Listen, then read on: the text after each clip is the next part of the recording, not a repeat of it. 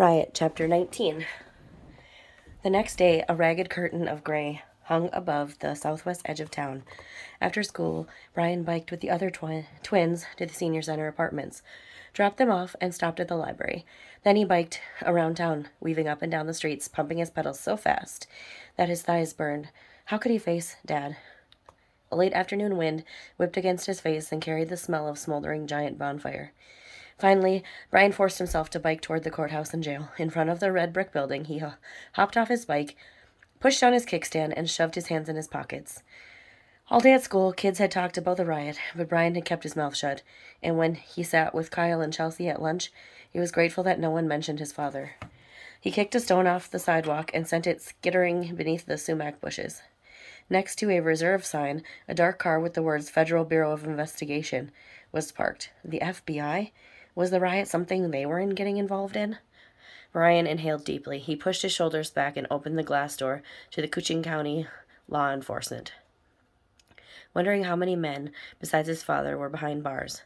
He walked slowly up to the empty counter. "We could have gotten killed out there," someone shouted from a back room. "The governor said he'd send the National Guard.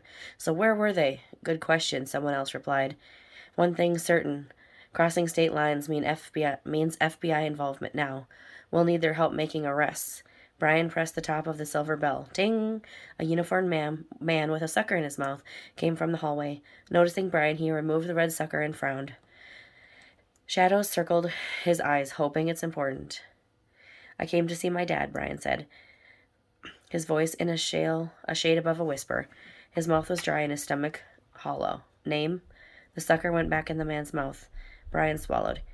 He didn't want to have to say it. Saying it made it too real. He cleared his throat. Stan Grant.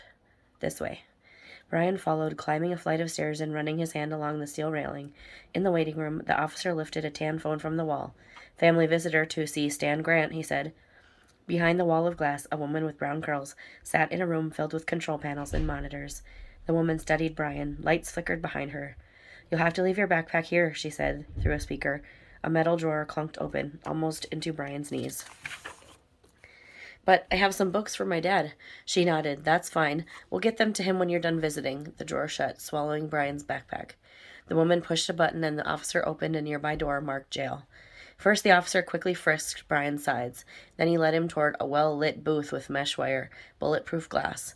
3 metal stools, 3 phones faced another room with the stools and phones. Another glass wall divided the booths. It was just like in the movies, only this was real. He recoiled at the idea of talking with his dad through the glass.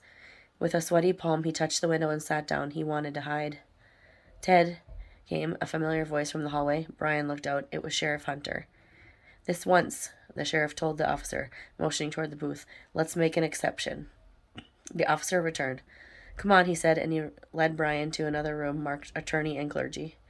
"Guess the sheriff trusts you."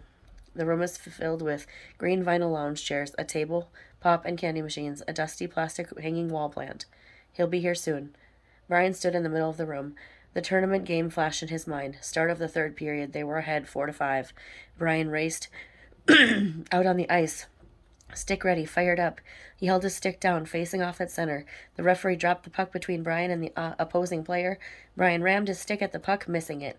Someone clipped him from behind, spinning him in a circle, and he took off again. All his energy focused on the puck as it skidded between the skate blades.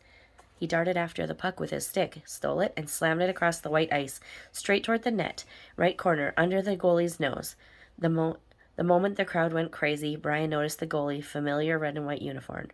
Chip, the goalie, raised his mask and stared at Brian. Oh no.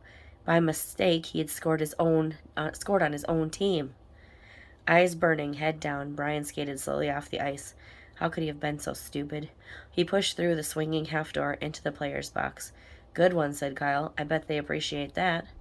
"We were ahead," Tyler added with a low groan.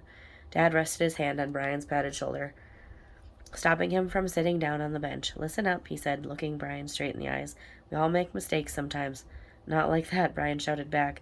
"Get out there and skate hard and do your best," he shouted above the din in the arena. Firmly, he turned Brian by his shoulders back to face the ice. "We need you."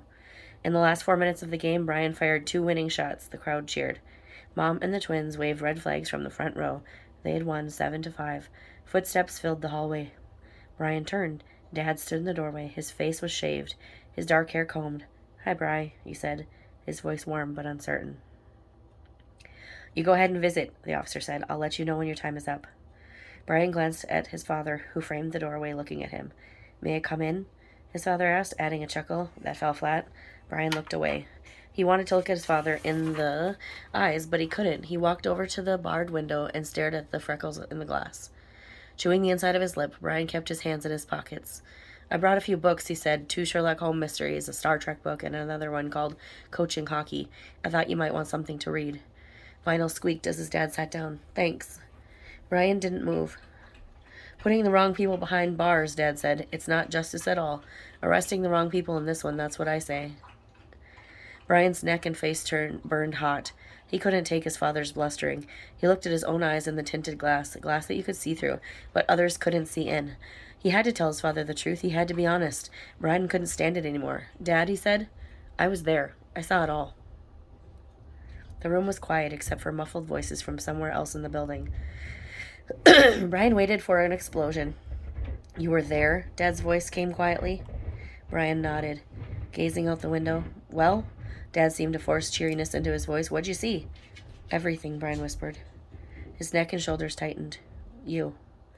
Turning slowly, Brian looked at the first tiled floor, then back at his father.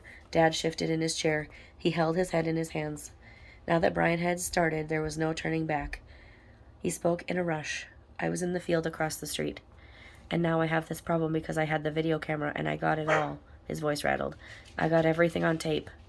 Dad groaned. "You were there?" "Tell me what to do, Dad." Brian's voice grew louder. "You've always told me to stand up for what's right, and I know I should turn this in. But you're on the stupid tape with all the others." His hand trembling against his jeans. His father's sighed and rose heavily from the chair. "I never thought—" He rested his warm hands on Brian's shoulders. Brian's pain curled into fists. He flung his father's arms aside. Head down, he threw himself forward and drummed his father's chest. "You shouldn't have been there. You shouldn't have." His voice faded. He felt his dad close his hands around his own, holding them still. He let his father draw him into a familiar smell of his flannel shirt and skin. "I never thought," Dad said, his voice muffled by Brian's hair, "I was capable of going so far." Brian's head pounded, and he closed his burning eyes tight. The smell of skunk still clung to his skin. "I've really tried," Dad said, "but look where I am. I couldn't sleep last night, just thinking about what could have happened, what did happen." Voices floated through the hallway. A fly buzzed against the window. Dad cleared his throat. "Listen," he said quietly. He stepped back, shrugging his wide shoulders. "If that tape's evidence, then it's against the law to withhold it. You know what you have to do." He let out his breath, long and slow. His square chin quivered.